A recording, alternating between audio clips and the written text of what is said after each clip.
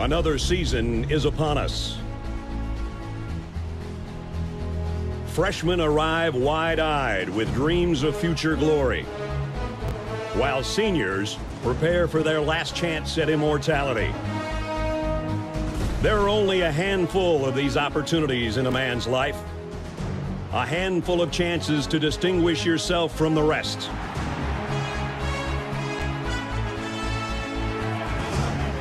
It's on these fields where history is made, where legends begin and heroes triumph. Traditions tell the story of what you represent, of those that forge the legacy you uphold. When you come charging out of the tunnel, 100,000 people will be watching your every move. How you respond to that pressure is what defines you. These are the moments that reveal your toughness, your determination, and your pride. The Roughnecks on the Sooner Schooner. Ralphie charging out of the gate. And Chief Osceola planting his spear.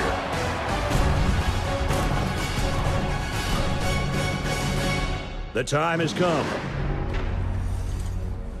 Your time is now.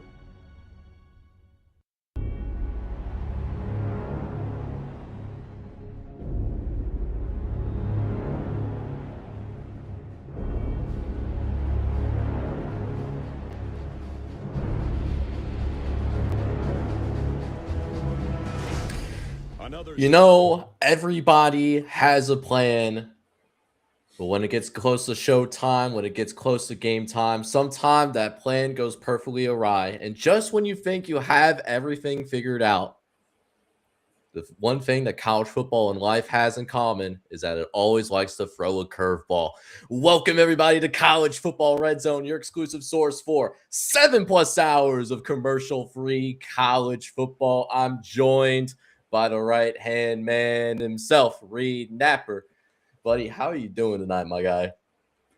I was doing good. It was a peaceful night until we got news dropped in our lap about 2 minutes before showtime. So, you know, there's always something going on in college football. That's why it's the best sport on the face of the earth. Oh, yeah, no question, the best sport on the planet, which is why you are here, watching this show well after the college football season has come to a cinematic end. We have scheduled reactions tonight talking about the Power Four conferences. Now that they all release their schedules, we're going to get a good idea in terms of who we think's the biggest winner, who's the biggest loser, who is a team that has captured our interest a little bit more for each of the conferences. But first and foremost, before we even worry about any of that stuff, my man Reed talked about it. He hinted at it. Reed, what you got brought into our lap as we were literally preparing for the show here tonight? Yeah, so there was an article put out by the Brett McMurphy of On3 stating that the Big Ten and SEC basically demanded power for the playoff format, but couldn't come to a decision. So essentially, according to College Football Playoff Executive Director Rich Clark, and I quote, "This gives the management committee additional time to review the 12-team format so they can better assess the need for potential change. While they all agree that the current format has brought more excitement to college football and has given more schools a real shot in the postseason, another year of evaluation will be helpful."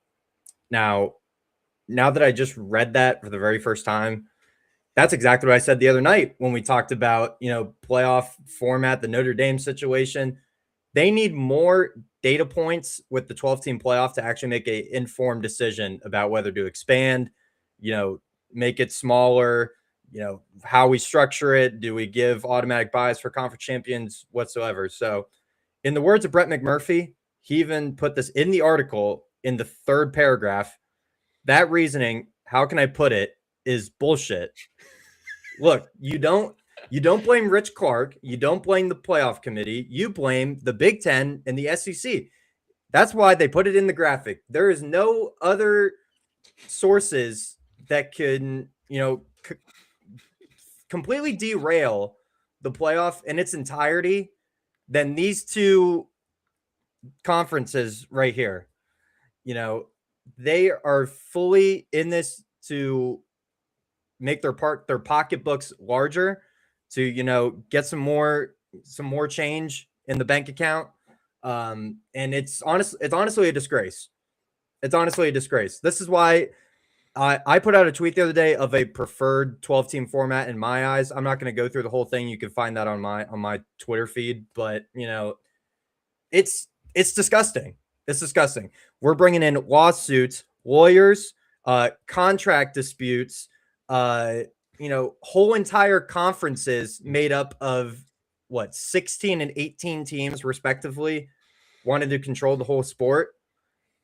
At this point, let's make it the NFL and the CFL essentially. You two can go off, do your own thing. I'll still watch it because it'll still be high level football and it'll be the schools that we love to watch. But go off and do your own thing. If you really want to control and have a say in everything, and like that, if you couldn't tell, I'm at a loss for words because I have no idea. Every other conference in America plus Notre Dame agreed on an expanded format. Oh, but no, we gotta go through this whole debacle of let's dispute it. It's ridiculous. Yeah, so as you can see, I mean, this was dropped in our laps literally minutes before we were going online tonight. And you could find like his proposed 12-team format on his Twitter. His Twitter is linked right below his name. LFTG Pod 01. That is his handle on Twitter. So if you want to go check that out, definitely go do so. Very quality funder, underrated follow, I should say. But enough of the glazing from that perspective. So to really dive into what's really going on here. So Reed kind of talked about it. Not just the Big Ten and the SEC wanted playoff expansion to begin with. It's the other leagues that make up the FBS level also wanted this playoff expansion. The Big 12 wanted expansion. The ACC wanted expansion. Every single conference in the group of five, plus Notre Dame, plus UConn, they all wanted expansion. They were all in agreement with that with the SEC in the Big Ten. However, the thing is, only two conferences can make proposals right now because what happened is the SEC and the Big Ten, they hold all the leverage in terms of what is the future of the format. The big caveat in all of this, so the SEC and the Big Ten are proposing two different things right now. The SEC is proposing a 5+11 format. You still have your five best conference champions. At least that's how it should be. I'm not going to dive into like the specifics of that, but then you're adding an extra 4 at-large spots. So that's what the SEC is proposing right now, and that's what all of these other leagues are in support of. They want the 5+11 format if we do go to expansion to 16 teams. Well, the Big Ten doesn't want that right now. The Big Ten, they want a 24-team playoff first and foremost, but it's not going to be your FCS playoff format that you see from our FCS brother and sisters, right? You see the Big Ten, how they want to do a 24-team playoff is they want to basically provide 16 auto bids that's divided between the 4 power conferences, and then you have an extra 2 auto bids for the best group of 6 champions plus 6 at large. So that's how the Big Ten wants to do it. None of the other conference commissioners are in support of that, but again, because the SEC and the Big Ten, they can't come to an agreement. That's the biggest reason why we don't have the expansion, even though all of these conference commissioners, plus Notre Dame, all agree that they want playoff expansion. And to your point as well, I absolutely agree with you, Reed, that we need more data points before any decision should be made. At least when we had the leap from 4 to 12 teams, what happened was we at least had roughly a decade of data points. And there were certainly some years where, even though it was a 4-team playoff, there was certainly more than 4 teams out there that were absolutely capable of winning a national championship. So I understand playoff expansion from that perspective. Yeah, I mean, it's hard because you're automatically giving half the field a seat at the table. So your 5 highest ranked conference champs plus Notre Dame, if they're in the top 12, automatically get a spot, which we talked about previously. You can go check that out. it's hard when you're already given half the field a spot at the table. I mean, we talked about it before, at least I did. If you're giving Notre Dame an automatic spot at the table, give them a schedule worthy of being a top 12 team. Because if you look at their 2026 schedule, they play 4 teams that had a winning record in 2025. That's not a playoff team. That's not a playoff team. So Yes. in my eyes, this, I mean, I'm all for expansion, but at a certain point, like probably 16 is my cutoff. Because at this point, then what's the top 25 ranking? We're giving 3/4 of the top 25 a playoff spot. Like, that's why in my proposal, in my preferred format, you give what I say, like the top 18 teams, you take out the top 4 conference champs because you would assume that they're in the top 18, and then, you know, do a wild card round and then go from there. So Yeah. So that's what you would assume. But then, I mean, Duke happened last year, this past year. So you truly never know in this sport, and that's why college football is so interesting. And really, to stay on the point of the format before we get into the rest of the show here tonight. So I know that another thing that the group of 6 commissioners didn't realize that they were agreeing to is that the top G6 team doesn't have to necessarily be a conference champion. It just has to be the highest ranked group of 6 team. Now, when I first heard that, I was awestruck. One, that the G6 commissioners didn't read the fine print, right? Like that is literally your job to either read that yourself or get lawyers to read that for you and advise you on that kind of stuff. But the more that I thought about it, I actually don't hate it as much as I thought I was going to hate it, because I like to go back to UConn for this. So the format that we had last year, UConn had almost no realistic path to get into the college football playoff. They couldn't get it in as a conference champion because they're not a part of a conference as of right now. And of course, getting in as an at-large was always going to be a tall task because they essentially play a G5 level schedule. So they were going to have to go undefeated just to have a shot. And even then, we saw how G5 teams were treated.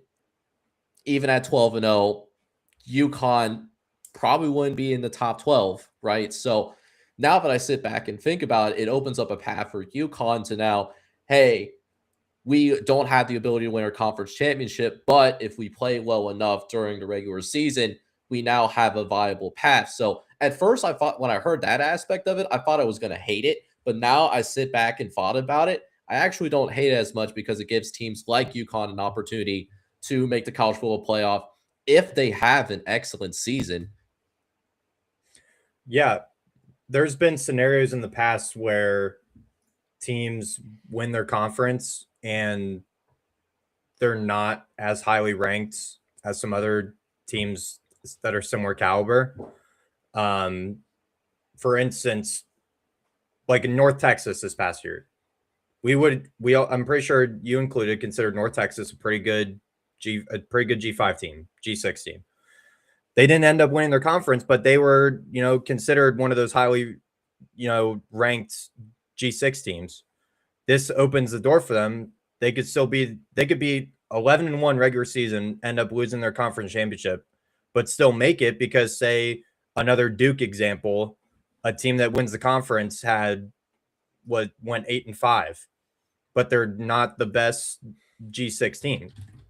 So you open up the door for a UConn or, another G6 team that potentially could not get the national recognition to be ranked, but is still considered a very good team because they go 11-1, 10-2 in the regular season, something like that, and just dominate all the way through. So I also don't hate it per se because again, we saw it with Duke this past season. You never know with these conference, title scenarios and tiebreakers who's going to make your conference title game. It could not be the best 2 teams per se in your conference. So yeah, I don't hate it per se. I would prefer it to be a conference champion because I think that just incentivizes you having to win your conference, but that's just me personally.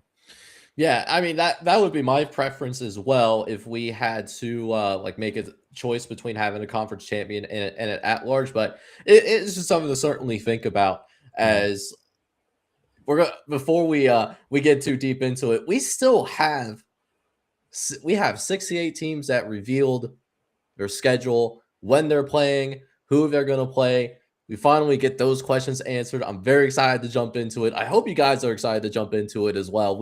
There was zero intent to spend the first 15 minutes on playoff format changes, but when it's dropped in our lap, we have to do our duty as college football patriots to provide you that kind of breaking news. So with that being said, very excited to jump into this particular one, man. I hope you guys are as well. Before we get too deep into it, though, make sure you go ahead, do a couple of things real fast. Make sure you hit that like button, hit that subscribe button as well. If you do happen to be brand new as well.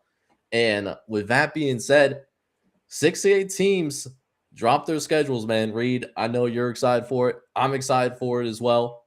One thing that I do want to mention as a little bit of a caveat is, so last year, all these college football teams, they've had at least 2 byes if they didn't play in the week 0 portion of the regular season. If you did play in week number 0 to begin the year, you ended up with 3 byes. Well, one thing that did change this year that I don't think a lot of people are aware of is now many of these teams only have 1 bye. Unless you played in week number 0, you're going to have 2 byes. So if you're a week 0 team, the number of rest days that you have just got reduced by 33%. If you don't play in week 0, your rest days are going to be cut in half. I mean, that's going to be a more significant impact than I think people realize, Reed. Yeah, and there's a few schedules when I was going through every conference's schedules. There's a few teams that, in all fairness, get screwed by not having an extra bye week. Like just off the top of my head, because I know North Carolina's schedule, they get screwed.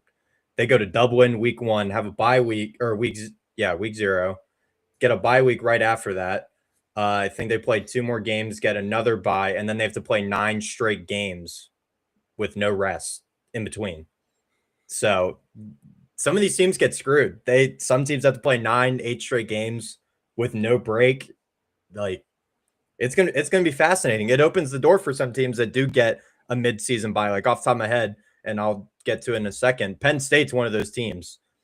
They get a perfect bye right in the middle of the season, going into the back half of the season. So yeah, bye week is always crucial, no matter what level of football you play, because it all depends. If you do have a gauntlet in the stretch of your season, if you get a bye week going into that stretch, that could be very beneficial for you. So bye weeks are always important. Yeah, absolutely. Because I remember last year, like looking at schedules going into this upcoming season, if we saw a team that was playing, 5 or 6 games, that was going to be somewhat of a gauntlet for that particular team, because of the fact that we knew, hey, these guys were going to be playing have multiple bye weeks over the course of the regular season. And now you're sitting back thinking, if we only have to play 5 or 6 game stretches, that's pretty good for us, man. Like that is just ideal, chef kiss. So just to have that kind of shift from the get-go, I think is gonna create some head scratches. I think it's gonna take some time to calibrate from that perspective. Yeah, and again, I think it all depends when that bye week comes. If you're getting it in the 4th week and have to play 9 straight games, you're just going to be exhausted. That's when your depth of your roster comes into question. If you're getting in the middle of the season or like near the back half, you're pretty much smooth sailing. Again, to your point, if you're playing 5 or 6 games, you get your bye week right in the middle, and then you play 5 or 6 more games. Yeah. Yeah. And then the other thing that I want to point out before we dive into each of these individual conferences, because Notre Dame isn't in a conference, but they are a Power 4 team that did release their schedule. So one thing that I did do, because there's been a lot of talk about Notre Dame's schedule, not only on this show, but we've seen it on Twitter, like on our mutual feeds, right, about Notre Dame's perceived strength of schedule. So something that I did is I did a ranking of a way too early strength of schedule based on everyone's final power rating after the bowl season, after the playoffs. And, I sat there and thought about it after getting all that together. And you know what? The haters said that Notre Dame did not have a very good strength of schedule at all. And you know what? the haters just might be right. So the rankings are going to be published tomorrow morning on my personal Twitter feed, College Football Red Zone. Notre Dame is down there. That's all I'm going to say. It's definitely going to be in that bottom quarter among the power conference teams. Well, when you only play 4 teams with a winning record from this past season, that's going to happen. That's going to happen. A majority of them are ACC teams. So, yeah, I mean, again, if you want to top 12 seed, in the playoff automatically, how about you play a schedule that represents that? But I digress. Yeah, definitely like something to be considered, especially when we're having those conversations of like who should be, the last team in, or who should be, like one of those last teams that, gets their heart broken and should be out. Definitely something to keep in mind. We're going to see what these teams look like in March, going to definitely revise this, whenever I have my first look series in March, and then we're going to take a look again in July as it gets close to the season. But I mean, early reports suggest it's not looking good for Notre Dame. That's for sure. It's going to need some teams to step up and be better. Yeah, for sure. Especially, I know they played a couple of those winning record teams near the back end of their schedule. So, I mean, they can't take their foot off the gas at all. Marcus Freeman has said that plenty of times before. They're essentially playing a playoff game every week because they have no way through a conference championship. So, yeah, Notre Dame's always a fascinating story. Yeah, they're always one of the more polarizing brands in college football. They're either you love Notre Dame or you hate Notre Dame. I haven't really ran into somebody that's completely agnostic. I think that's shown definitely in the discourse for what's happened to Notre Dame since the selection show that we saw leading into the playoff, as well as we got deeper into the non-football playing season, because there's no such thing as an off season here. I think we all can agree on that. Yeah, for sure. But you ready to get in these schedules? Yes, sir. So first and foremost, we are going to go through all of the power conferences, and we are planning on going in order in which the conferences ended up revealing their schedules. So first things first, we have a conference that is the only power conference that decided to release their schedules in the middle of bowl season, in the middle of playoff season. I really wish they would have waited until after the national championship game, just so that we have something more to talk about. It's a little bit more fresh in our brains, leading into this episode, right? But the SEC is going to be first. So here's how we're going to do things for each conference. You guys are going to see, I need to go ahead and bring that out. That is a classic College Football Red Zone blooper. It's going to go on the blooper reel at the end of the season. So essentially what we're going to do, and this is going to apply to each of the conferences, we're going to talk about, who we think is our biggest winner, who's going to be our biggest loser, as well as a team that maybe be tickling our pickle a little bit, has piqued our interest in terms of, what we're watching a little bit more closely now that these teams have released their schedules. So Reed, my right-hand man, I'm going to let you go first, man. Go ahead and get started in filling out this board.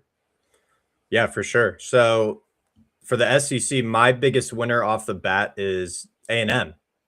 My reasons for this, they avoid Ole Miss, national semifinalists, and Georgia, who has obviously ran the SEC for a very long time, which is a huge plus. You avoid two of the big dogs of the conference, but you still get Texas, LSU, Bama, Tennessee, Oklahoma, Missouri, South Carolina, Kentucky, Arkansas. So it is a workable schedule, especially to the caliber of A&M. But you are getting a few bottom feeders from last season. South Carolina, Kentucky, Arkansas aren't really the cream of the crop of the conference. South Carolina does still have Lenore Sellers, so they're obviously a team to watch out for. Kentucky is a little unknown right now, especially with Will Stein taking over and the handful of transfers that they did make. It is a hard schedule for A&M. Of course, they play in the SEC. It's always a hard schedule. But just going it week by week, they open up with Missouri State, which you would have to assume that's a win. Arizona State is a very intriguing out-of-conference game in week 2.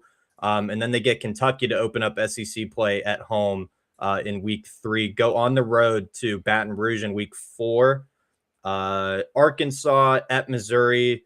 They get the Citadel for their classic, mid to late season random FCS team. At Bama, October 24th. That is obviously a key game for them. They get a bye week before heading into their back half. At South Carolina, host Tennessee, at Oklahoma, and they finish the season on what is that? Yeah, that's Black Friday against Texas. So it's obviously not the easiest schedule by any means, but I think it's a win just solely because you missed two of the big dogs in Ole Miss and Georgia. So I'm going A&M for my biggest winner. My biggest loser is, let me pull it up here. Biggest loser, I think, is Georgia, solely because you get a lot of the big dogs. You get Alabama, Ole Miss, and Oklahoma. Not to mention your rivals, Florida, Ole Miss. I said that Missouri and Vanderbilt are obviously two upper tier teams in that conference. South Carolina and Arkansas are the bottom feeders. So Georgia is probably my loser. They open up with Tennessee State, Western Kentucky. So those are their out of conference games. They open up SEC play, sneaky game here at Arkansas week 3. Can't overlook the Razorbacks. Of course, on the road, anything can happen. We saw that to Tennessee a few years ago. Oklahoma is their first home SEC game. Vanderbilt at Bama, Auburn, and then the Florida game at Ole Miss, Missouri. So that's a tough 5-game stretch right in the middle of their season. Vanderbilt at Bama, Auburn, bye week, Florida, and then at Ole Miss and Missouri. So that 5-6 game stretch right in the middle of their season is going to define what we see out of Georgia this year. Wait, what did Colton say? They did, man, I'm not reading that comment. At South Carolina, and then obviously the rivalry game against Georgia Tech at the very end of the season. So I think this is a very tough Georgia schedule. Again, that 5 to 6 game stretch right in the middle of that season, if they can go 4-2 in that stretch, Bama will always be a challenge. Florida is a rivalry game. Ole Miss should be reloaded. Auburn and Missouri are kind of the question marks. Also intrigued to see how they play against Jared Curtis of Vanderbilt. Obviously was committed to Georgia prior to flipping to Vanderbilt, and then he goes on the road in his first season, which for this example, I'm assuming he's the starter. So, yeah, I think it's a very tough schedule for Georgia going into 2026. And then the team to watch, actually, who I just alluded to, it's Vanderbilt. With Jared Curtis taking over the reins for Diego Pavia, they get 4 of the lower tier teams in the conference. They get Arkansas, Auburn, Mississippi State, and Florida. Florida, you would assume, is bouncing back with John Summerall in year 1, but they miss a few of the big teams. So they're scheduled week to week. Austin Peay and Delaware, they're 2 out of conference games to start the year. Oh, well, sorry, NC State, they get 3 straight out of conference games. That NC State one could be interesting week 3. They go on the road at Auburn and Georgia to open up SEC play, which are 2 very tough environments in that conference. Ole Miss, Arkansas at home, go on the road to Kentucky, a bye week at Mississippi State.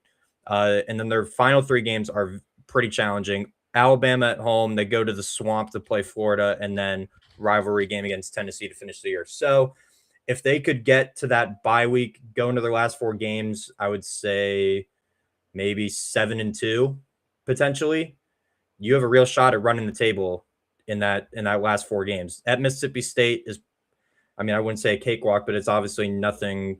I would say that's an easier game. Bama, they're probably going to get Vietnam flashbacks when they walk into that stadium.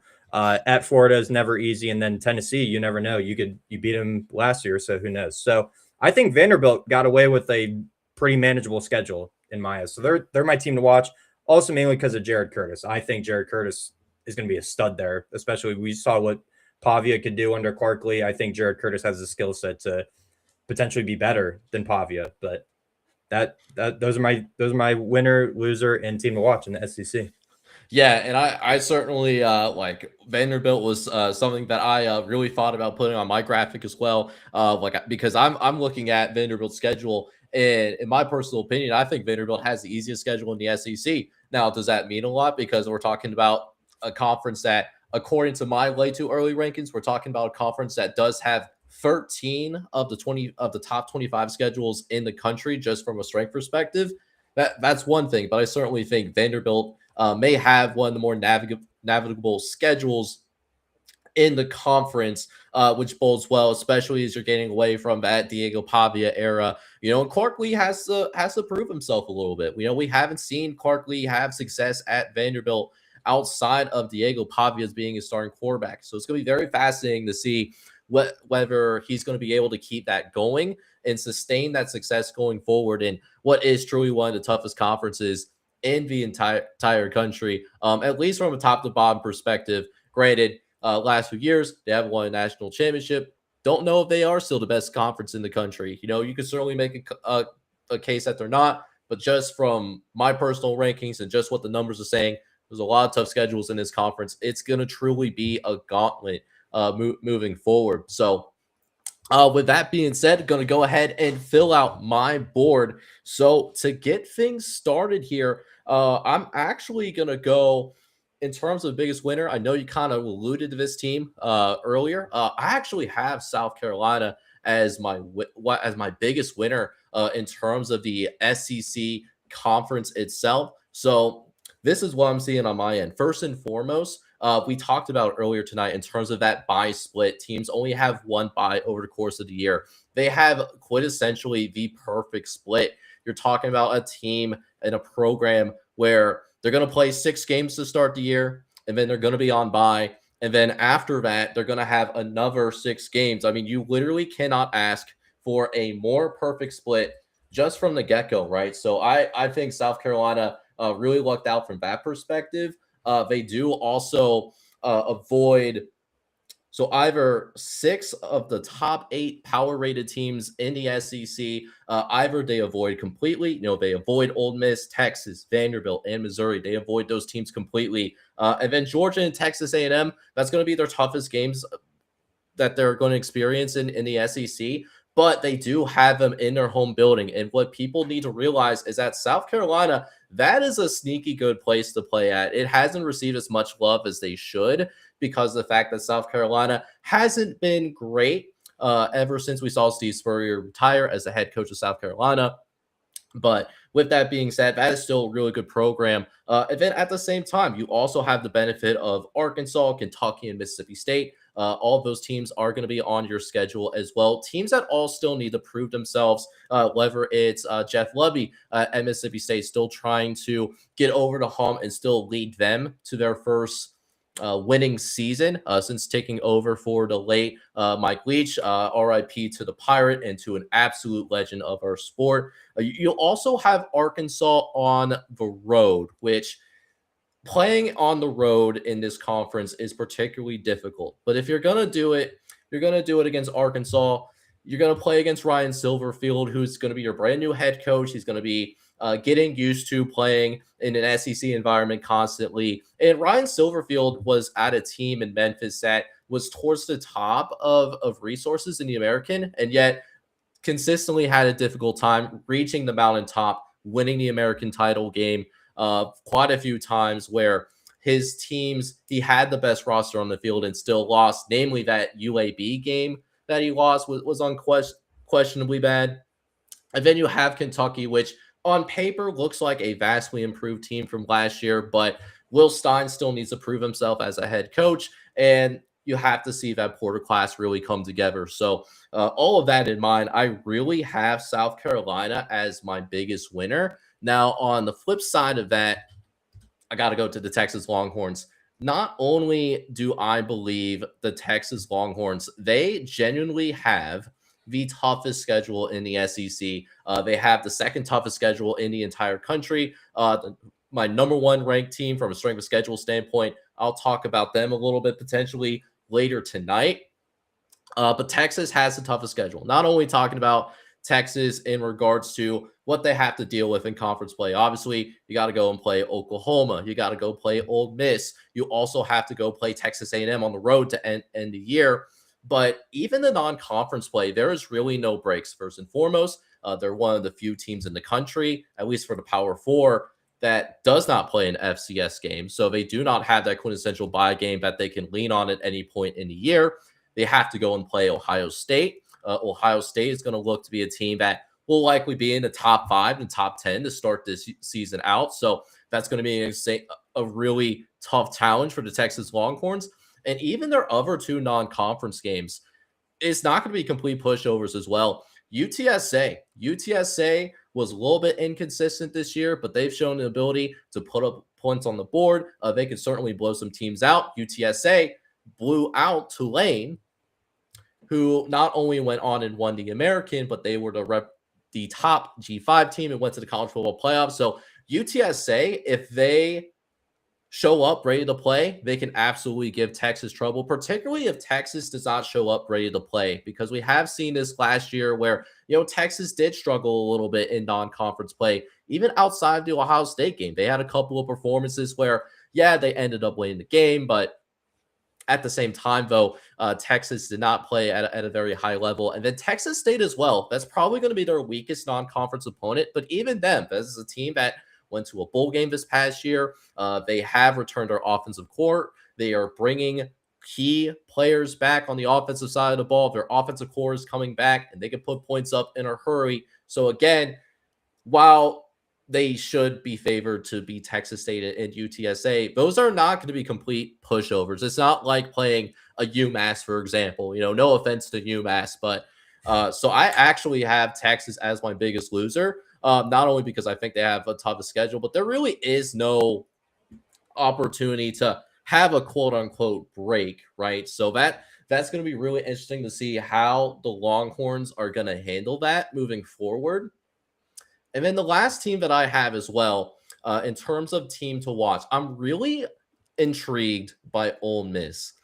I think Ole Miss has a relatively navigable schedule, just in regards to what they have going on in terms of relative toughness. I think it's going to be in the bottom half. You do have the opportunity to play Charlotte at home. You do also have Florida on your schedule. Florida has to go and prove themselves as well under a brand new head coach, John Summerall.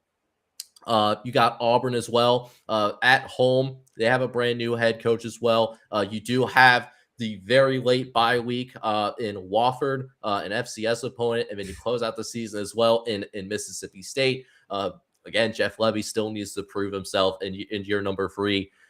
And we saw Pete Golding being able to rally this team together as well. Not only doing what you're supposed to do and beating Tulane in the playoff, but also rallying to beat Georgia in that quarterfinal matchup and giving Miami a very tough time as well. That is a game that Ole Miss very well could have won. We could have very well seen Ole Miss playing for a national championship. So now that we are going to see a full season under Pete Golding, and it's a relatively navigable schedule, I'm very curious to see if Pete Golding is going to be able to have a similar type of season, maybe not like the same caliber of season, going 11-1. That's going to be incredibly hard to do. And that's an insanely high expectation, regardless of who you are. But at the same time, though, there's certainly a path here where Ole Miss can absolutely get back to the college football playoff under Pete Golding if he's able to carry that momentum through this non-football playing season and into 2026. Yeah, I mean, just going through your 3, I agree. Texas was right there with biggest loser, especially just solely because of that Ohio State non-conference game. That's just another added level to their schedule. But you made very good points about their other 2 non-conference games. They don't get that FCS, bye week to start the year. They have to go right out of the gate and play 2 teams that, for all intents and purposes, might have a chip on their shoulder because they are playing the big dog of the state. They are playing, the face of Texas. So I don't hate that. The thing with Ole Miss, as I pulled up their schedule again, I think their first 3 SEC games are going to be a challenge. They open up SEC play with LSU, which, aside from LSU just being a really good team, you have to deal with the whole narrative around Lane Kiffin returning. They go on the road at Florida and then at Vanderbilt. So, I mean, it's going to be a tough road for Ole Miss and Pete Golding, especially in year 1. I think getting your first full-time head coaching job in the SEC is not going to be the easiest cakewalk. So, yeah, I think I mean, I completely agree with you. Ole Miss is definitely going to be an intriguing watch coming into the next year, just solely because I am interested to see how they do perform with Pete Golding, under the helm full time. Yeah, absolutely. And I'm definitely curious to hear from what you guys think over in the live chat. Who is a team that you're eyeing on in the SEC now that we've seen some of these schedules released? Who is your personal winner and loser? Definitely let us know either in the live chat if you're watching this live right now, or if you're watching this after the fact. Definitely hit us up in the comment section. We do read all the comments. Definitely am curious to hear what you guys think. So with that being said, that's going to close things out on the SEC. We have a jam-packed show here tonight, obviously. We're 40 minutes in, and we're not remotely done yet. That's the incredible show that we have in front of you right now. We're very excited for it. So with that being said, because you see all the hard work that's being done over here, just hit that like and subscribe button. Just do it. It's only a few seconds, man. It really would warm my cold, dead heart if you would do that. Can I chime in with that real quick? This guy over here is 2 subscribers away from 200. 200 subscribers. Two subscribers. I know you, your mom, your dad, your brother, your sister, your uncle, your aunt, your best friend down the street. I know they're not subscribed to him. So make sure to go tell them to subscribe to him. Or potentially, sneak down in the middle of the night, grab their phone while it's on the charger.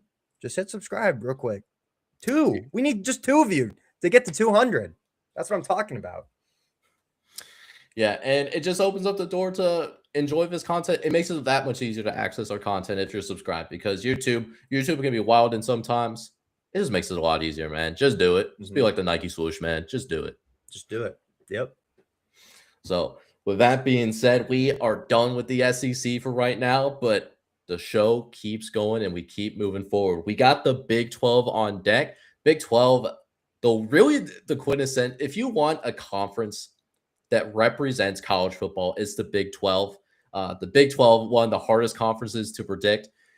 Not making any predictions tonight. Obviously, thank goodness we don't have to make any predictions tonight, but definitely a lot of fascinating storylines to talk about, particularly in the Big 12, though. Yeah, so my biggest winners in the Big 12 was actually the winners of the Big 12 in 2025. It is Texas Tech. You get the 3 bottom teams in your conference: Oklahoma State, Colorado, and West Virginia. Personally, to me, the only team that really could make noise out of those 3 is Oklahoma State, just solely based on the amount of transfers they brought in for Eric Morris in year 1, coming from North Texas. So it's basically the North Texas Cowboys, essentially. But you do get the 3 bottom feeders. Oregon State could be an interesting out-of-conference game in week 2. They have to go up the road, not up the road, across the country to Corvallis, which could be interesting. Week 3 is the one I'm circling on the schedule. Houston in week 3, going down to Lubbock, is going to be fascinating that early in the season. Houston is a big off-season winner for me. So Houston at Texas Tech week 3 is going to be very interesting. But then you get a pretty, I would say a break. You get Sam Houston right after that, and then at Colorado. So Arizona State's probably your next biggest conference game, October 17th. At Cincinnati, you get Arizona at home, West Virginia at home, at Oklahoma State and Baylor, which, I mean, okay. And then TCU to finish off your season. So the reason they're my winners, again, you get the 3 bottom feeders from last season, and their roster is going to be stacked once again with Joey McGuire at the helm.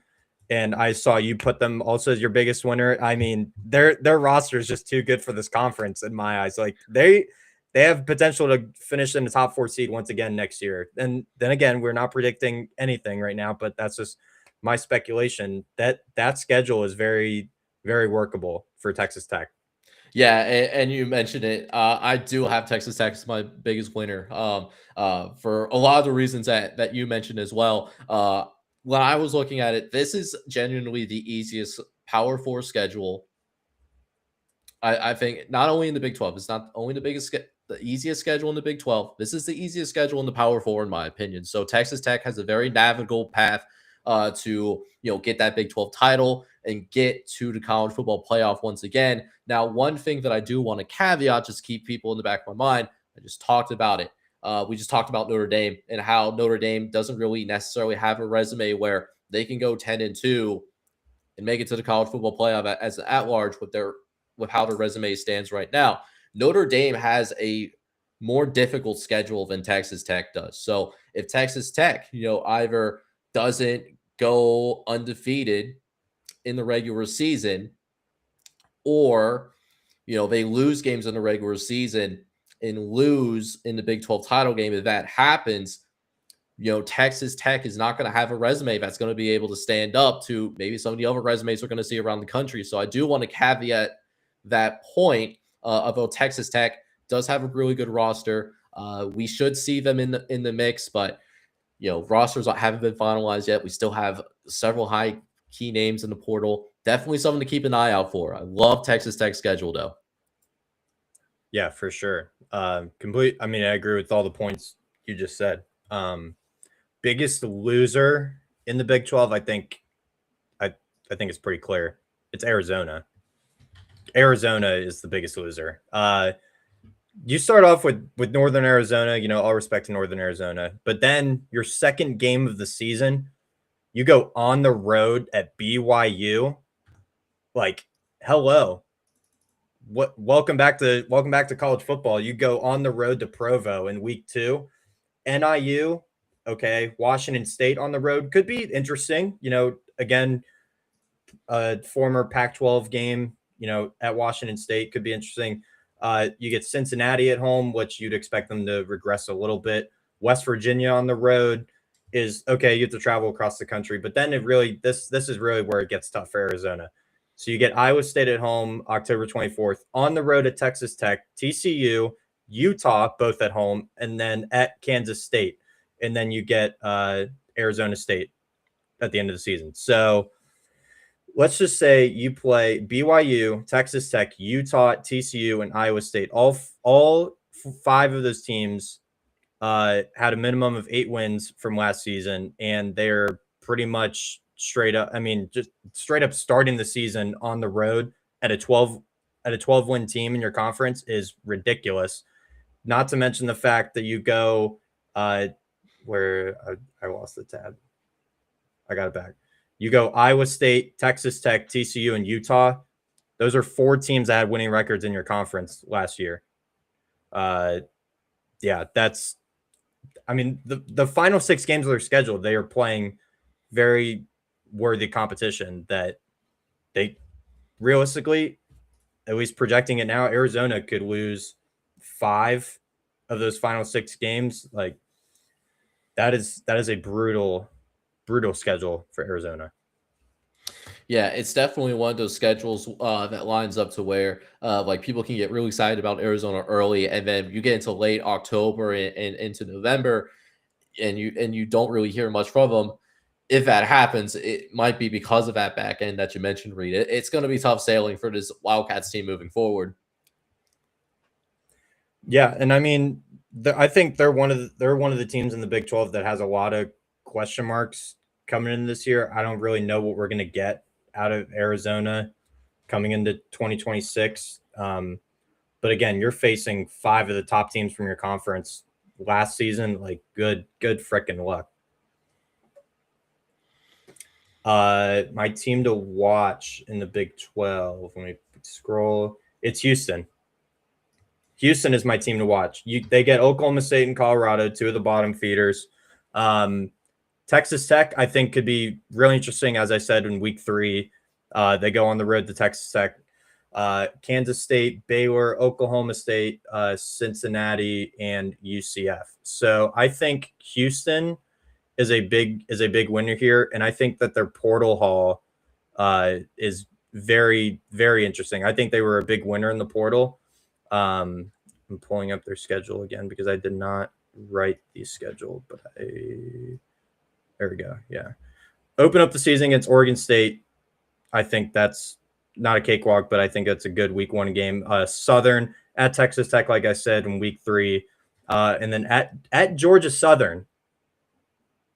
very interesting going on the road to a G5 team, especially the size of Georgia Southern. So UCF at Kansas State, Oklahoma State, pretty sizable, 3-game stretch right there to start the, midway point. You get to the midway point at Utah, at home against Cincinnati. At Colorado and West Virginia could be interesting road tests near the back end of the schedule, but then you finish the season with Baylor.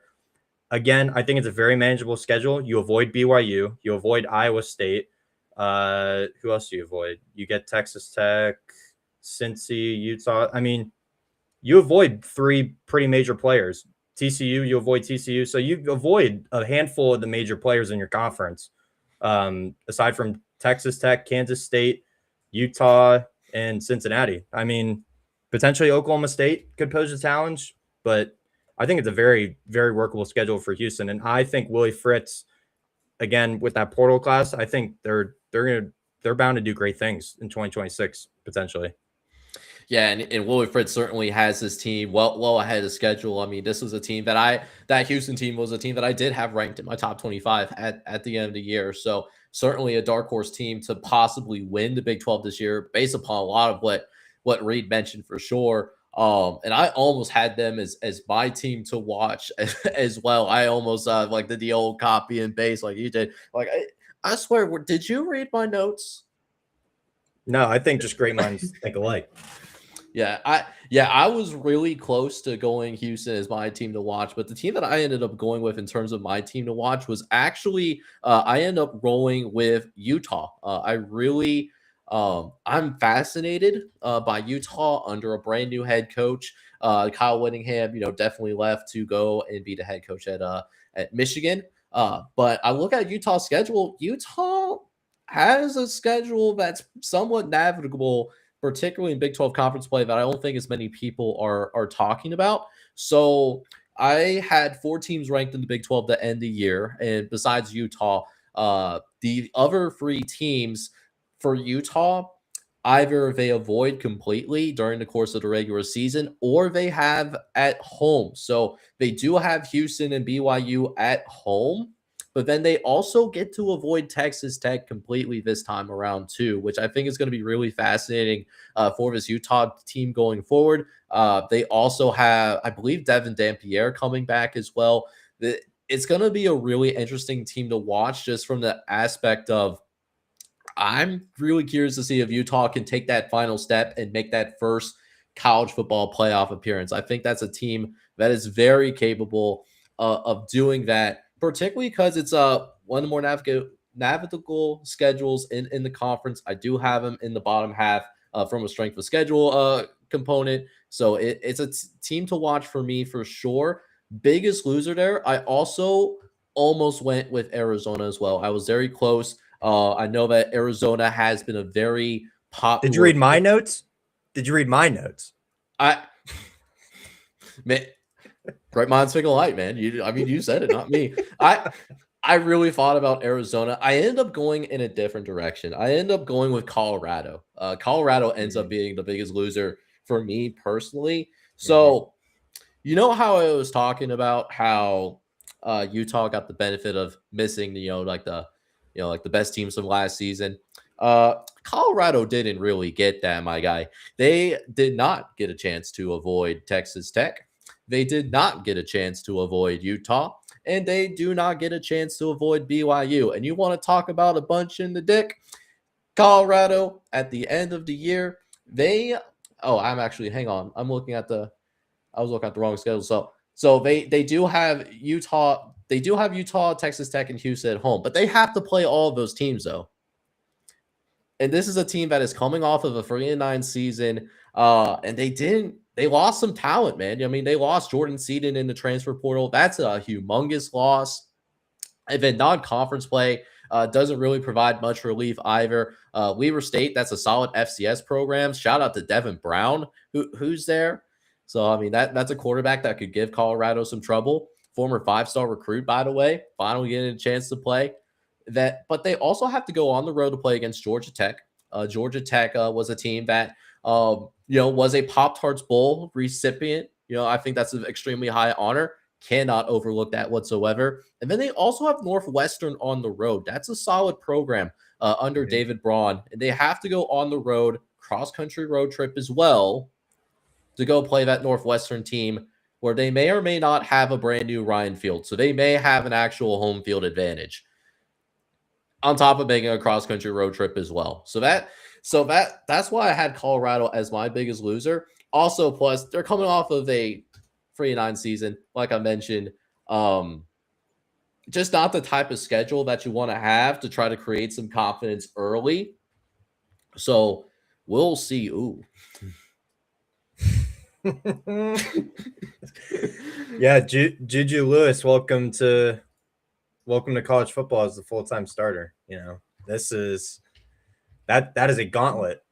That is a gauntlet. I don't have much to add on to that. I mean, you made every single point related to that. Colorado was my next biggest loser behind Arizona. So yeah, I mean, we get to this point next year, Deion Sanders could be on the hot seat, especially if they go 3-9 again. So I mean, Colorado's definitely, you know, one of those teams to watch out for, just solely because they could be as bad as they were last year again with that schedule. Like every team around them got better and they got worse. Yeah, and that's a really important factor as well. I mean, there's not a lot of teams in this conference that got worse, but there are several teams in this conference that you could say seem to be an improved version from what they were in 2025. And the fact that Colorado is going to have one of the tougher schedules in this conference, on the fact that they're coming off a 3-9 campaign. You know, this is not the type of environment where, and Colorado could end up being an improved team, mind you. Okay. Like Colorado could surprise some people and they could be a better on-field product than expected, but they could still have a similar record because of how the schedule shakes out. Yeah, very true. So anyways, that's what we had for the Big 12. Again, definitely let us know in that live chat, as well as in that comment section, what you think. And, you know, we're not even living on a prayer, but we're already halfway there. We went for the SEC. We run through for the Big 12. Oh, goodness gracious. You're really showing your age there with that one. Like I said, Reed, I'm pushing 30. It's okay. It's all right. I'm an old head. I'm unk at this point. Like I got a kid and everything, man. Like it. Oh boy. But you know, it has its advantages. You know, a kid wakes up in the middle of the night. Oh, I can do the Hawaiian test, and my wife can't say anything about it. It's incredible. The Atlantic Coast Conference. Yes, the Atlantic Coast Conference. It is certainly on deck. I mean, this conference, man, the ACC, they certainly made some very interesting conversations happen during the playoff, didn't they? As long as they change their tiebreakers, that's an automatic improvement on the conference as a whole. So my biggest winner for the ACC is the runner-up from last season. It is the Virginia Cavaliers. At first glance, they avoid essentially the top two teams in the conference in my eyes. They avoid Clemson and Miami, which are 2 pluses. Weird opener. You get a conference game against NC State in Brazil, of all places. So not the easiest opener, but it is a familiar opponent, so you can't complain with that. Norfolk State at home after that. Then another interesting game at a neutral site. You get West Virginia in Charlotte, which I think is very interesting. I mean, 2 teams that, you know, regionally are very familiar with each other, but they don't play each other every year. So I think that's a very interesting game. You get Delaware. They're going to get the Minichucci effect on September 26th. Shout out to Minichucci of Delaware. Certified bad man. That is a bad man. And then you go into, and then you get your bulk ACC schedule. First thing to point out here, they do not travel cross country. They don't go to Cal. They don't go to Stanford. The furthest they go is SMU. So that's an automatic plus. You open up the back half of your schedule with Florida State on the road, which is a challenge in itself. You get Syracuse, who is a big fat question mark around them based on how they played in 2025. You would assume Angeli is back in time to at this point in the season. That's October 10th. Again, you get the furthest road game of the season aside from Brazil against SMU. You get Duke, ACC runner-ups, which they're ACC winner, excuse me. They're a completely different team now that Mensah and Barcade are gone offensively. So you get them at home. At Wake Forest isn't one of the hardest places to play at.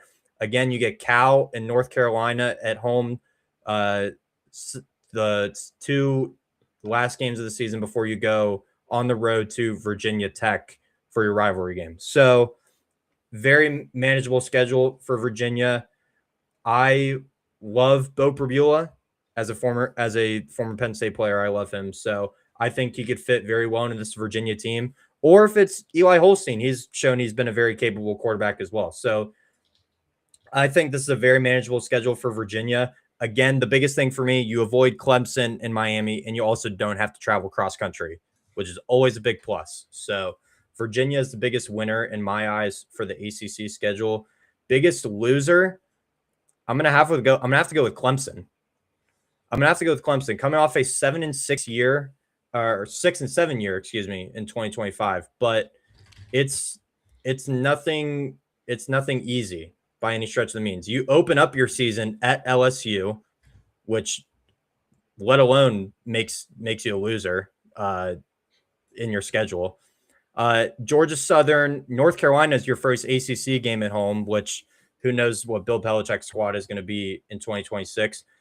And then your next road test in week 4, you have to go out to play Cal in Berkeley. So your first 2 road games are in Baton Rouge, and then you have to fly cross country. No, thank you.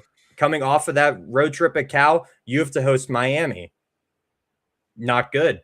Not cool. 2 weeks later, you host Virginia Tech, which again, you'd assume they are going to be an improved team under James Franklin in week 1.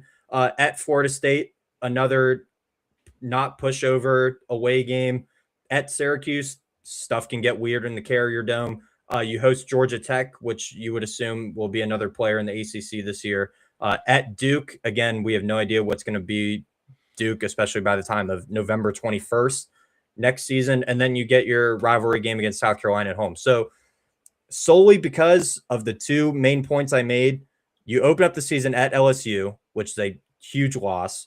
Go on the road at Cal week 4 to come back across the country and host the best team in your conference. No, thank you. And then you go Virginia Tech at home and then at Florida State right off of that. Like, this is a gauntlet of an ACC schedule. You get 4 of the top teams in your conference: Miami, Virginia Tech, Florida State, and Georgia Tech. Like, that is tough. That is very tough for Dabo. Yeah, I mean, the biggest thing for me, they could potentially be 3-2 by October 17th. I'm assuming that, just for speculation, they lose the LSU game and then they lose at home to Miami. They could potentially be 3-2 halfway through October. So, yeah, Clemson, biggest losers for me. And then the team to watch is Louisville. I think the Louisville Cardinals are your team to watch in 2026. They open up the season against Ole Miss in Nashville, which is by itself awesome. Love that. So you open up against hold on, let me pull it up, just make sure I'm getting the schedule correct. All right, yeah.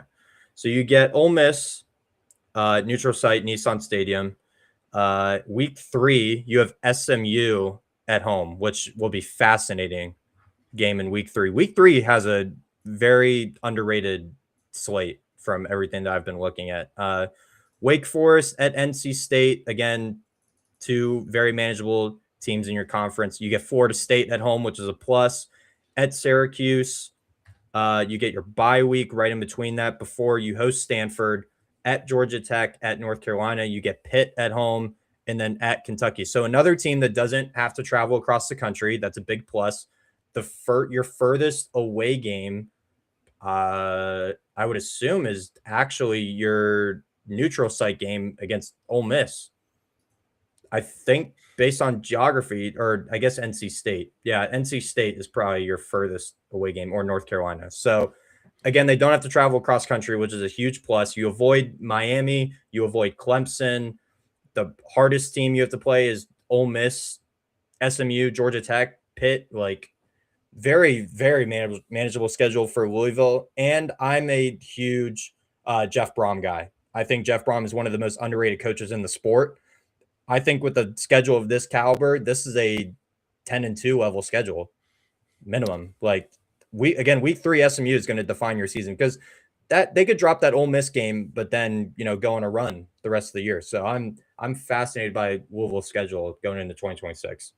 Yeah, and that week 1 game against Ole Miss, that's a fingers crossed where like if Redzone goes on tour in week 1, I know that's a game that has some interest for sure. It's just a matter of if it's in the budget, or not. But yeah, Don't give too much away. Don't give too much away.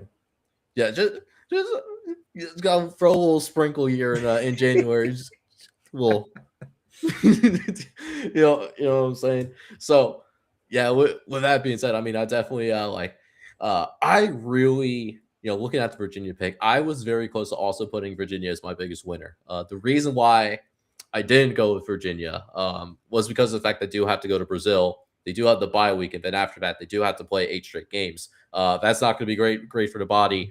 We know it can be a grind in the college football season. So that was why I didn't necessarily go with Virginia. There was a team that you did mention, and you mentioned it multiple times, that was my biggest winner, though. And that is SMU. I am growing with the Mustangs, the Pony Express. That's going to be my biggest winner. So, in terms of a lot of those top-tier teams in the ACC, SMU is going to be able to avoid. They don't have to worry about Miami. They don't have to worry about Clemson, which even though Clemson was disappointing last year, Clemson is still a team that has a lot of NFL talent. That's still a challenging team to play, even though it's not the Clemson teams that we saw, in the late 2010s, for example. Pitt seems like a team that could be on the rise potentially. That team is not a team that SMU has to deal with. Neither is Georgia Tech. So a lot of these ACC contenders, they don't have to deal with during their conference slate. And the one team that they do, Virginia, not only does SMU get them at home, but they get them at home and they're coming off a bye as well. Just an absolute recipe, chef kiss in terms of the schedule makers. They have blessed the SMU Mustangs kindly with this schedule. I love how it breaks. This is a team that really has the capability of making some noise as well. Just in their 2 years at the power conference level, we saw them make a playoff appearance as an at-large. The only ACC team to do that outside of Miami. And then also, even last year, even though it's a little bit of a step back, still nearly a 10-win season. So, this is a very good program in SMU. They have a more navigable schedule this time around. SMU could be a team that could make a run to the ACC title and make the college football playoff with how things shake out in terms of who they have to deal with in ACC conference play. Now, on the other hand, I'm looking at North Carolina, though. North Carolina, I think, is my biggest loser, right? So for North Carolina, so I remember last year, and I was looking at my first look spring rankings last March. And even though North Carolina, I think I had them outside of my top 35 or top 40, North Carolina was a team last year where I had a ceiling of 11-1 on them. And the reason why I had an 11-1 ceiling on North Carolina was because of the fact that North Carolina had one of the easiest schedules last season. Now, they obviously disappointed. They didn't even make a bowl game. And this time around, North Carolina does not have the same kind of luck in terms of scheduling. My personal way too early strength of schedule power rankings that are going to be released sometime tomorrow, I have North Carolina as having the most difficult schedule in the entirety of the ACC. I think they have a more difficult schedule than some of these other teams. It really starts with their non-conference play, right? It's from North Carolina. So they have to start out on conference play. They have to play TCU. TCU, very good program that we have touched up on a little bit already doing the Big 12 breakdown. But then not only do they have TCU, that's not even their toughest opponent in non-conference play. These boys have to go play Notre Dame. Okay. They have to go play Notre Dame.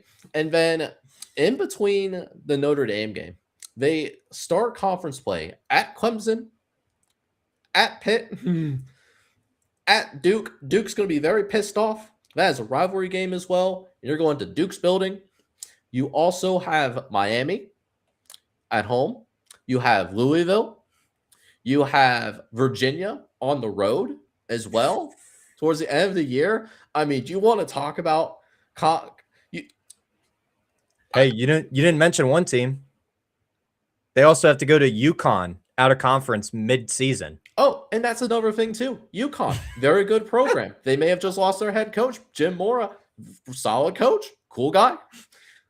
UConn's not going to be a pushover either. They beat Duke, and Duke won the ACC. Okay, so I look at the schedule, and it's like besides East Tennessee State, which they should win. Maybe Syracuse, but even Syracuse, the reason that they were as bad as they were, they got decimated by injuries. They're probably going to be better this year too. So, I mean, Bill Belichick, if he makes a bowl game and is in the ACC title hunt in November, that's a win. That's a win. And he should go to the Pro Football Hall of Fame and let them know, hey, this is why I am that guy. All right. So I'm surprised we didn't even bring that up at some point, but that's a completely different story. Yeah, I definitely did not bring up North Carolina just to bring that up. They genuinely have a horrendously tough schedule for ACC standards. Do I feel bad though? No.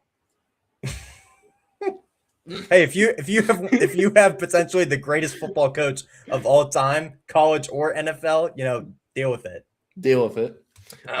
One team that I definitely want to watch out for. I don't think it's a team that we really talked about that much tonight. I'm really eyeing Cal.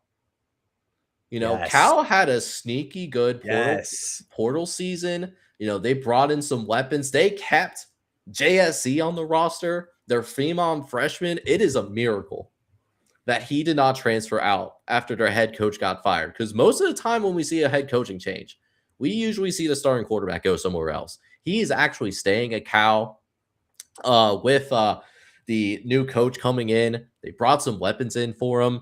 And I'm looking at this schedule. Yes, you got to go play SMU on the road. You got to play Virginia on the road. But that's not towards the end of the year. And by then, you'll have a firm idea of what your identity is going to be.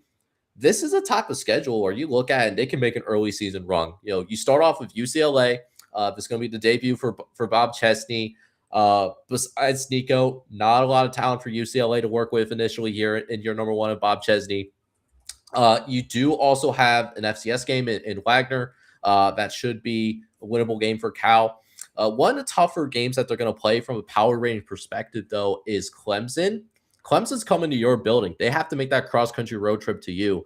So I look at this schedule, and I think Cal is going to be that sleepy team that no one's going to really care about, into the spring and into the summer. But when we get into October, maybe into November, if they handle their business, Cal could absolutely be a team that could be what they were last year. At bare minimum, worst case, a team that creates some chaos in the ACC title race at the end of the year. That they could be that type of team, or they could be a team that could be competing for that ACC title themselves. I really like what Cal did, but no one has necessarily been really talking about Cal like that, at least so far. And maybe this coaching staff probably wouldn't mind it being that way. I just pulled up Cal's schedule again. It's interesting you brought them up because they have a couple very intriguing games. One, the UCLA game to open up the season. They go on the road to UNLV October 3rd, which I think is a very interesting out of conference game. But they do also have something that I've personally don't remember ever seeing before in a schedule. They go 3 straight road games. October 24th at SMU, October 31st at NC State, a bye week, and then at Virginia. So you have to go halfway across the country, come home, go all the way across the country, go home. You have a bye week, and then go all the way across the country again. And then you close out with Stanford and Pitt at home. So that's something I've never seen before, but that's just the dynamics of the ACC. Atlantic Coast Conference, more like entire country conference, literally, other than the Big Ten. So that is very interesting. I don't remember ever seeing 3 straight road games for a team in conference. I don't know about you, but that's wild to me. Yeah, and you know what? It's really fascinating that you say that. I mean, like the ACC, it really should be the Both Oceans Conference. Rebrand from the ACC to the BOC, Both Oceans Conference. No, they already have coast in their name. Just go coast to coast conference. The C2C. Yeah, even better, even better. and you know what? The crazy thing about it is the ACC is not even the only power conference that's structured in that particular way, because the Big Ten, who we're finally going to get to here tonight, is going to be the last conference that we're going to preview in terms of reacting to their schedules. The last ones to do it, by the way. They're also the ones that have a coast-to-coast conference. I mean, Oregon, USC, UCLA, Washington. Like, imagine being like one of those student athletes, like back in your college days, having to go fly out to like Rutgers or Maryland for a conference game. Hey, I'm going to tell you, if you are originally from Southern California, you go to USC to stay home, you have to play a road game at Maryland, at Rutgers. You're practically in a foreign country. If you're used to the Southern California weather, climate, everything like that, and then you have to go to Maryland in like the middle of October, or Rutgers or Chicago, you have to go to Northwestern, like say in November. Like, oh my goodness. You might as well fly to a new country. Yeah. Yeah, these. I know like most of these California kids, like they are not accustomed to seeing like snow piled up like on the sides of the stands before a game starts. Yeah, just a completely foreign concept. It's truly incredible that we have conferences structured like this in the Big 2026. But that's the state of our sport. So yeah, it's going to be very fascinating to see. Again, biggest conference in the country as well. The only conference that can say that they have 18 teams in its conference, which at that point, you could split that up into 2 different conferences and still have enough teams to be able to qualify for an auto bid in the college football playoff. This is one of the conferences. Bring back divisions. Make a West, make an East. The 2 best teams from each division meet in Indianapolis because that is right in the middle. Yeah, and not only that, like the Rose Bowl has a tradition of being the Big Ten tie before we had the college football playoff. If you really want to tickle the pickle a little bit, have the Big Ten championship at the Rose Bowl. Oh my God, cinema. That is Mr. CEO for you, just thinking of ways to make the sport infinitely better. Or at least not as worse as like what the conference commissioners want to do, but at least slightly better. At least slightly better. At least my suggestions are like chaotically fun suggestions, right? Like some of these. Yes. All right, the Big Ten. The Big Ten. The Big Ten. So I'm gonna save some time. I know that you want to put Penn State as the biggest winner. I know that's no. What makes you say that? What? How could you ever assume something of me? Are you serious, man? Read. Man. How could man? Read. Don't put words in my mouth. Read. Man. Read. Come on, dude. Nah, I'm just kidding, man. Of course, Penn State's the biggest winner. Are you kidding me? Do I need man? All right, your 3 out of conference games are Marshall at Temple, which is basically a home game. Philly is basically State College 2.0. and then Buffalo. So 3 pretty manageable out-of-conference games. You open up Big Ten play at home against Wisconsin. Your first road Big Ten games at Northwestern. Not saying that they're a pushover. Northwestern did beat us last year, but it's at Northwestern. No idea where that game is going to be played because I don't think they're playing on the water anymore, like that soccer lacrosse stadium. I don't think they're playing there anymore. So that's interesting where that's going to be. USC, October 10th. Going to be the whiteout game. Hasn't been announced yet. Can confirm that is the whiteout game. I have reputable sources, aka Common Sense. That's your biggest home game of the season. At Michigan, right off of that, October 17th. Your 3-game stretch there of Northwestern, USC, and Michigan will define your season, Matt Campbell, in year 1. You get a bye right off that, perfectly placed bye right in the middle of your schedule, coming off the hardest road game of your season.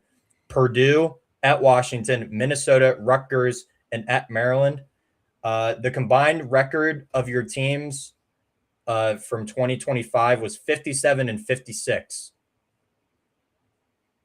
Penn State, calling my shot now.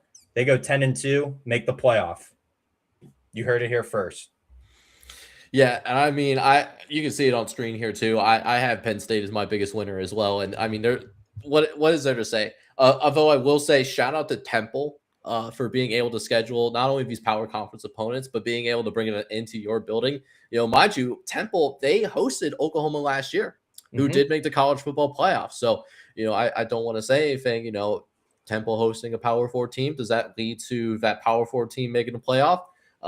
We're going to have an additional data point that's going to either confirm or deny that a suspicion. So definitely more to come in the following months. Yeah, I mean, there's really nothing much more to say here. Really, aside from the like going against Michigan on the road, going against Washington on the road, could be your 2 more difficult games. USC could provide some challenges as well, but if they win just one of those 3 games and then they handle business in the other 3 quarters of their schedule, you know, Penn State is going to find itself in the big dance at the end of the year. And it helps that they do have that Big Ten logo as well, so they'll get a little bit more of that benefit of the doubt when it comes to those at-large conversations, if it does come down to that. For sure. And another thing we didn't mention that I meant to mention in my initial spiel, they don't get Ohio State. They don't get Indiana. They don't get Oregon. You missed the 3 biggest teams the 3 best teams in your conference. USC at home is very intriguing. Can confirm now too. The Love for the Game tour will be there. Confirmed October 10th. Love for the Game tour will be at Penn State, USC. Jaden Mayava versus Rocco Becht is one of the most intriguing quarterback matchups stylistically and like offensive style wise for both of these teams, because you're thinking Rocco Becht, you know, more of a pocket passer, able to, you know, move around in the system. And then Jaden Mayava is one of the best quarterback prospects in the country. So just absolutely fascinating. And then who knows what Bryce Underwood and Kyle Whittingham are going to be by the time of October 17th next year. So fascinating. By that time too, Michigan would have played at Oklahoma. No, they get Oklahoma at home. Excuse me. They would have played Oklahoma by this time next year. So yeah, very, very intriguing schedule for Penn State. The biggest loser for me in the Big Ten is actually one of the teams that Penn State doesn't play. It's the Ohio State Buckeyes. Now, if you're talking strength, I'm sure Jake is going to have them way up on the strength of schedule that he puts out. Combined 2025 record of their Big Ten opponents is 82 and 38. Let me say that again. The combined record of their Big Ten opponents based on their 2025 records, 82 and 38. Only one other team in conference can say that their strength of schedule was like that from 2025, and that's Northwestern. They would have been my second biggest loser. The Ohio State Buckeyes open with Ball State. Okay, you get a good warm up, ease into things. Oh, never mind. You have to go on the road to Texas week 2 in Arch Manning. Okay, well, that's a challenge. But then you come back home and you get Kent State. Okay, a good little bounce back spot depending on how the Texas game goes.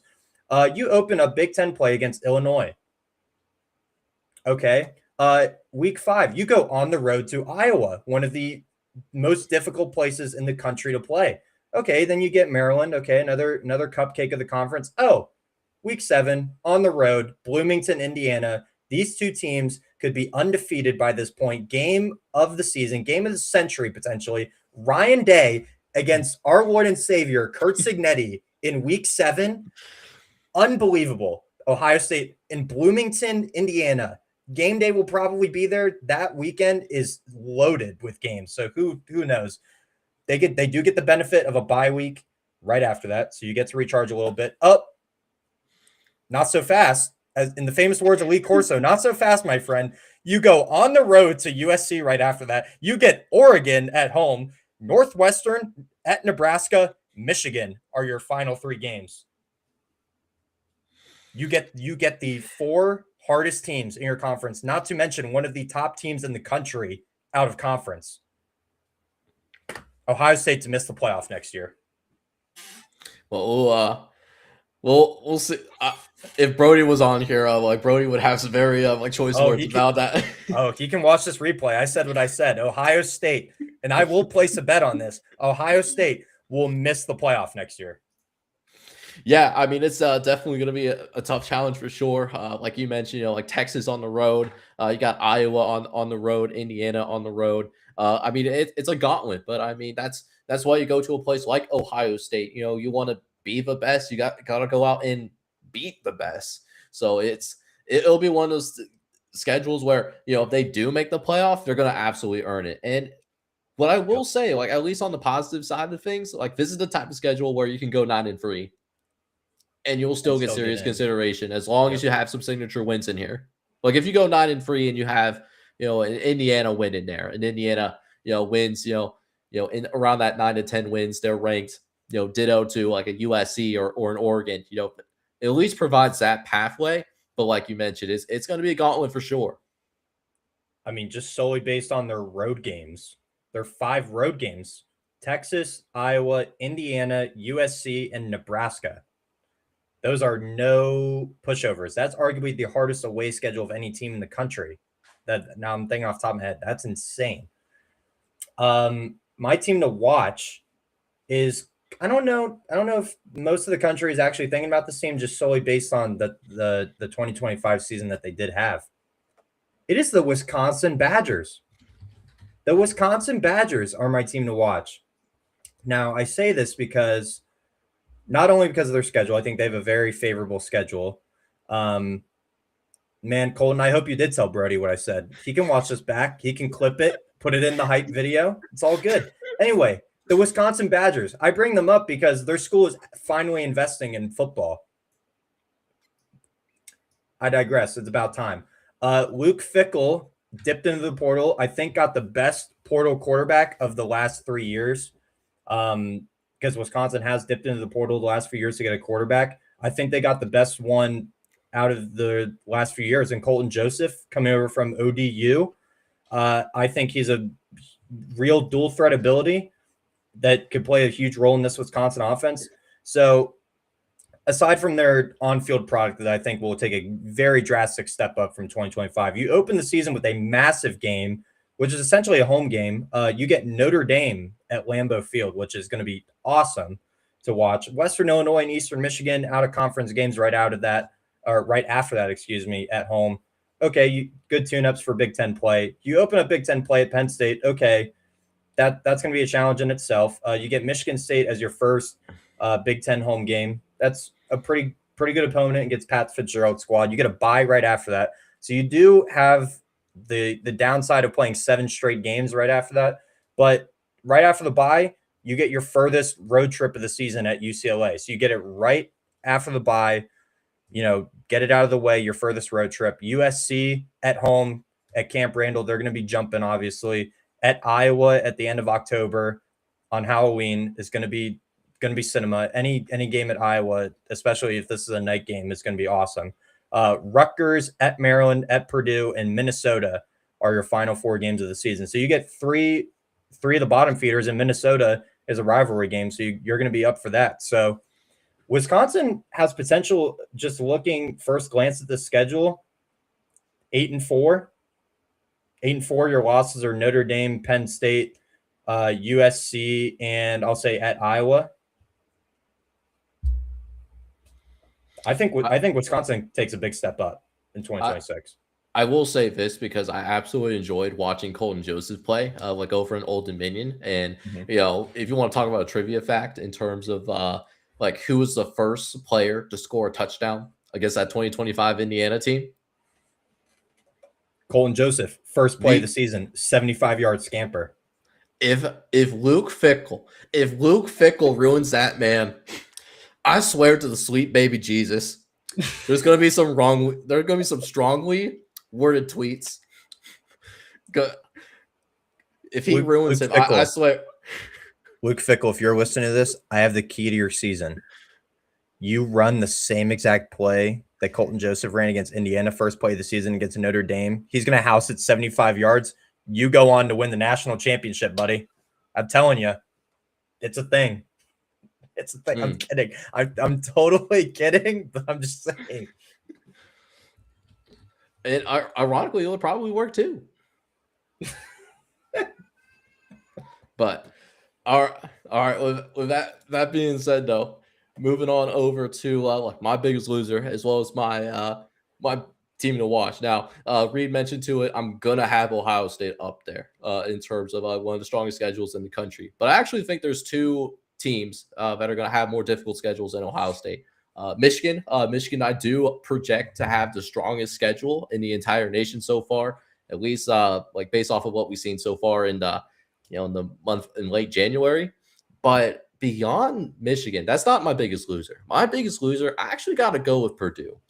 Purdue is a team that is coming off of a 2-10 season, and they are in desperate need of getting some momentum in year number 2 under Barry Odom. Okay, so here we go. So to start things off in conference play, they got to play some heavy hitters. They got to go and play Washington. That's going to be a tough team to go up against. They also have to go against Penn State on the road right after that. So we talked about making a cross-country road trip and then heading back home and then hosting a very good Penn State team, which even though they had a disappointing year last year, this is a team that still has a ton of talent. I expect them to have some talent in there as well. They have to go play Iowa on the road. That's going to be a really tough environment. Indiana on the road, also going to be in tough environment, rivalry game as well. Kirk Cignetti, people Googled him. That's not the type of game that he's going to lose if he loses game, if that's even possible at this point. I don't even know. But then go outside. Some of the winnable games that they do have, one of them is, hey, UCLA might be a winnable game. Oh, you got to make a cross-country road trip there too. So you're talking about a team that's going to possibly make like multiple cross-country road trips over the course of the year. And then non-conference play. Yeah, you got Indiana State. But Indiana State, not a complete shout. A complete slouch themselves. They took down North Dakota State, which is an FCS dynasty. So Indiana State certainly capable of at least giving, a lower tier team like Purdue a hard time. And then your other two non-conference games, you got Wake Forest. Jake Dickert has his team well ahead of schedule. Wake Forest nearly winning 10 games in year one. I expect this team to be a little bit better now that Jake Dickert has time to really establish his organization and his culture. So that's going to be a tough game that they're going to have at home. And then I didn't even mention Notre Dame yet. They got to play Notre Dame. There's not a lot that needs to be said there on that particular front. It's Notre Dame. That's not going to be an easy game for the Boilermakers that they're going to have to deal with. So Barry Odom, like, he's going to be looking for anything and everything to try to build some momentum. It's going to be tough in this particular schedule, in this particular environment. One team that I'm really curious about, though, a team that was a lot closer to making college football playoff in the Big Ten championship game than I think what some people realize, Iowa Hawkeyes, man. Mm-hmm.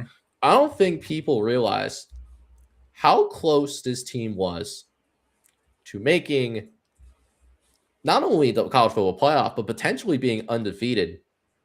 All of their losses that they suffered last year, every single one, it was a one-possession loss that the Iowa Hawkeyes suffered. Case in point, their only losses were to Iowa State. At the time, Iowa State was getting ranking consideration. That was before they were devastated by injuries in the middle of the year. They lost to Indiana, won your national title. USC, who's a very good team, ended up being ranked in like in top 15, top 20 in the country. And then Oregon, who was one of your semifinalists in the college football playoff, they lost to all of those games at most by 5 points. So Iowa was extremely close to making it to college football playoff and doing it as an undefeated team, possibly as a top 4 seed if things bounced in a different way, in a different fashion. This year, I think Iowa has a pretty navigable schedule by Big Ten standards. Now, they do have a really tough 3-game stretch at Michigan, at home against Ohio State, and then they go on the road against Washington. If they can get out of that Washington game, and on the back end of that, they get to 5-1, something like that, the schedule gets quite easier. Wisconsin at home, Northwestern on the road, which is a well-coached team, but not as talented as many of the other teams in the conference from a pure talent perspective. Purdue at home, Nebraska at home as well. So Iowa's a team that I have my eye on here that could really make a dark horse kind of run and possibly make some noise in the 2026 campaign if they can get some things to bounce their way. And if they can find a quarterback. And if they can find a quarterback as good as Mark Gronkowski. That's always been the $1 million question with Iowa. Can they get a forward pass going? They sort of had it last year. Yeah, I don't hate the Iowa shout. That 3-game stretch of at Michigan, Ohio State at home, and at Washington is going to define their season because they get a bye week right after that Washington game. So the ability to recharge after a cross-country trip like that, and the 3 hardest games on your schedule, that could define Iowa season. And I don't hate the shout of they could be a 5-1 team going into their bye week halfway through the season. I don't disagree with that. So again, it's a very favorable schedule for Iowa. Their hardest team, the hardest team on their schedule they get at home in Ohio State. So again, that back half looks very favorable for them for sure. Yeah, so it's certainly a team that I'm gonna keep an eye on. And I mean, imagine the chaos that would have unfolded if some of those breaks would have went their way last year. You know, if we saw Iowa in the Big Ten title game, or even think about this blasphemous thought: Iowa with a bye in the college football playoff. Who would have thought?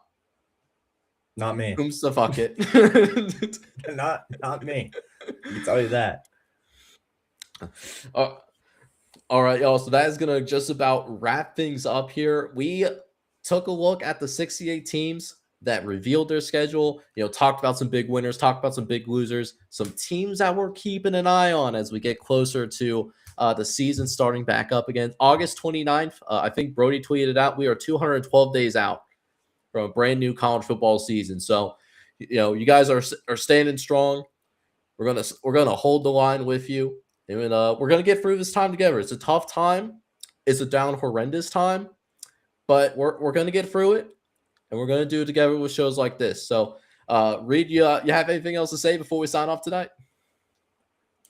Go subscribe to this man. He needs 2 more for 200. Just hit the subscribe button. Hit the like button. All support is appreciated. Again, hit both of us up on Twitter. We are very active over there. We try to put out the best content we can. And again, hit up the comments. We read every comment, live chat or, on demand. So hit us up in the comments. We want to interact with you guys. We want to see what you guys think of who had the hardest schedule in your eyes, who had the easiest schedule in your eyes, or just anything in general about college football. We're here. We're fans just like you guys. So definitely interact with us for sure. Yeah, so you go heard the man, hit that like button, hit that subscribe button. And if you're feeling a little bit extra spicy, if your significant other or your child is sleeping and they got phones, maybe sneak onto that YouTube app and show them the good word. Have them hit that subscribe button. hit that notification bell as well, because YouTube be wilding sometimes. But anyways, this is Jake, joined by my right-hand man, Reed, over on College Football Red Zone, your exclusive home for 7+ hours of commercial-free college football. Hoping you guys are all out there having a good night. Take care, everybody.